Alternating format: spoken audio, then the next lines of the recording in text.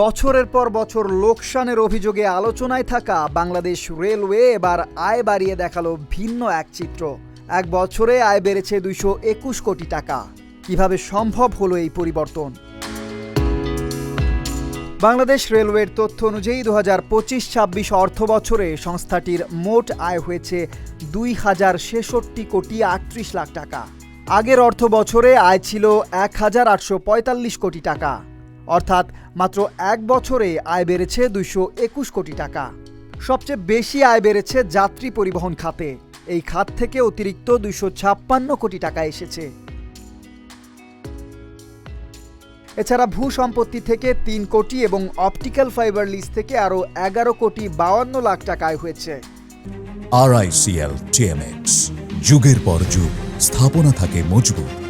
তবে সব খবরই ইতিবাচক নয়। ইঞ্জিন সংকটের কারণে পণ্য পরিবহন খাতে আয় কমেছে 8 কোটি 34 লাখ টাকা। পাশাপাশি পরিবহন ও বাণিজ্যিক খাতেও প্রায় 24 কোটি 34 লাখ টাকা আয় কমেছে। জানা গেছে 2025-26 অর্থ বছরে পরিচালনা ব্যয় হয়েছে 3,955 কোটি টাকা। তবে আগের বছরের তুলনায় আয় ব্যয়ের ব্যবধান কিছুটা কমেছে। রেলওয়ের দাবি, প্রতি বছর প্রায় 1,000 কোটি টাকা পেনশন ব্যয় হিসাবের সঙ্গে যুক্ত হয়, আর যাত্রী ভাড়া 2016 সালের পর আর বাড়ানো হয়নি।